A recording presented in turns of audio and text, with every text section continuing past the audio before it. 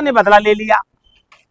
अरे भाई 2011 से विदेशी शक्तियों के हाथ की कठपुतली बनकर जिस तरीके से मोसाद और सीआईए ने देश में घृणित कार्य किए, कैसे प्रोपेगेंडा सेट किया जाता है।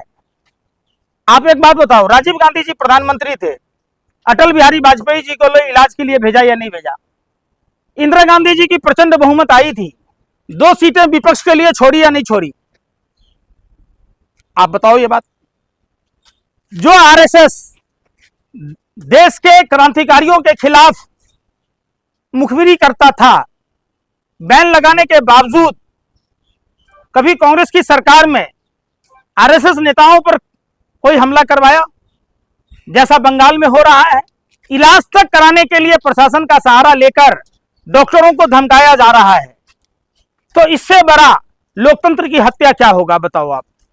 पार्टियां कोई भी हो, हमने देखा है 2014 के पहले किसी भी विपक्ष के नेता पर इस तरीके के हमले नहीं करवाए जाते थे। क्या एक चुने हुए सांसद के ऊपर, एक नहीं 2-2 सांसद के ऊपर जिस तरीके की हमले हुए, क्या प्रशासन को उसकी सुरक्षा नहीं देनी चाहिए? आप चाहते हैं कि लोग डरे रहें, सहमे रहें ताकि लोकतंत्र की बात ना करें, तो ये नहीं चलेगा। देश क्रांतिकारियों का है, भगत सिंह का है, सुभाष चंद्र बोस का है। पहले डर जब टीएमसी की सरकार थी तब था डर लोगों में, अब डर खत्म हो गया है। अरे भाई, इसको क्या कहोगे आप, क्या कहोगे? यही तो मैं पूछ रहा हूं। टीएमसी में वही शुभेंदु अधिकारी था, वही नारदा का प्रधानमंत्री। भाइयों बहनों मित्रों, लोग कैमरों के सामने लेते हैं, कट में नहीं मिलते ही। तो प्रधानमंत्री जी आपने कितना कटमनी खाया जब आप उसके पीठ पर हाथ फेर रहे थे? बता तो दीजिए। क्या अब आपको 25 लाख जमाकर्ताओं के भविष्य का चिंता नहीं है, जिसके 20,000 करोड़ रुपया शुभेंदु अधिकारी खा गया? फिर यही भाजपा के लोग कहते थे प्रदीप झा की हत्या हो गई, कैसे हुई? टीएमसी के लोगों ने करा दिया, जांच होनी चाहिए। आप वही देख लो, चंद्ररथ राय जैसे ही तार भाजपा से जुड़े, जैसे ही बलिया से भाजपा का नेता गिरफ्तार हुआ, जैसे ही बक्सर कारागार से शराब माफिया जो बिहार में शराब परोसता था, भाजपा से कनेक्शन आए, मामले पर पर्दा डाल दिया आप लोगों ने। बंगाल में जो जनता का गुस्सा था वो दिखाई दे रहा है, जो इतने सालों से भरा हुआ था, वो जो डर था वो अब दिखाई दे रहा है। दिखाऊं गुस्सा आपको? जनता का गुस्सा दिखाऊं कि रहने दूं? मैं पूछ रहा हूं, ये सब ना प्रोपेगेंडा मत चलाओ। तो जनता का गुस्सा ही तो था। जनता का गुस्सा तो किसान आंदोलन में आपको दिखा नहीं, तब तो आप अपने नाना के यहाँ पहुंच गए, कनाडा की खालिस्तान कनेक्शन है। एक छात्र जिससे 2,000 रुपया तक क्वेश्चन अपने ही पेपर, लिखे हुए पेपर को जांचने के नाम पर अलग अलग स्कीम बना दिया है।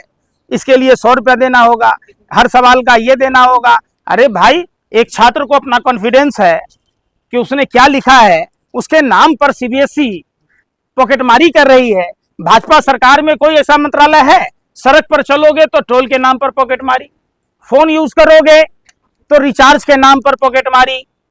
पंकज जी, टीएमसी के गुंडों से जो लोगों के अंदर में जो आक्रोश था वो बाहर निकल रहा है, तो आप है तो मचा रहे हैं। बस एक मिनट, इधर आओ, सामने आओ। माँ ने दूध पिलाया, इधर आओ ना।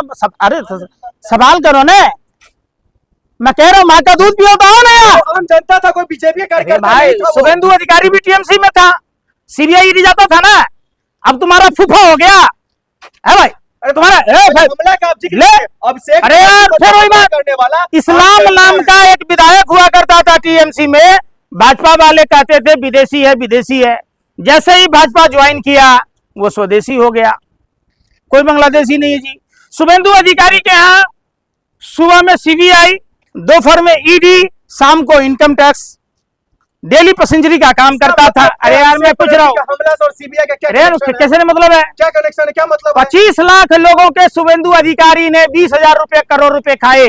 तुमको कोई फर्क नहीं पड़ता है, उसमें हिस्सा तुम्हारा भी मिला है, तुम्हारे पापा को भी मिला है। इसीलिए लेकिन नहीं, सुनो, नकली दवाई बनाने वाला एक दिन भी, यार मैंने सुन रहा, नकली दवाई बनाने वाला जीवेश मिश्रा एक दिन भी जेल नहीं गया, इसलिए कि तुम्हारे पापा को भी कट मनी मिला, और तुम्हें भी लिफाफा मिला। तो क्या वजह है? नहीं, नहीं, मैंने पूछ रहा हूँ। बनर्जी पर जो हमला घोड़ा, हुआ है, सुनो, वजह क्या है इसका? भाजपा का कार्यकर्ता धनिया के पाउडर में गोबर मिला रहा था, तुमको इसलिए फर्क नहीं पड़ेगा कि तुमको कटमनी मिला और तुम्हारे पप्पा को मिला।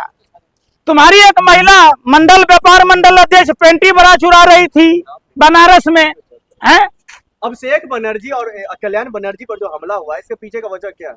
वजह यह है कि विपक्ष को डराने की साजिश है, ताकि विपक्ष सवाल न पूछे, ताकि टीएमसी के जो कार्यकर्ताओं पर हमले हो रहे, अगर वो डरे नहीं रहेंगे, सहमे नहीं रहेंगे, तो बीजेपी के आतंक का विरोध करेंगे। ये डराने का तरीका है। अभिषेक बनर्जी कोई आम कार्यकर्ता नहीं है ना। तो यही बात तो आप अपने पप्पा को न समझाते कि आप अपने संसद सदस्य को सिक्योरिटी नहीं दे पा रहे, तो कि आम जनता को क्या खाक दोगे?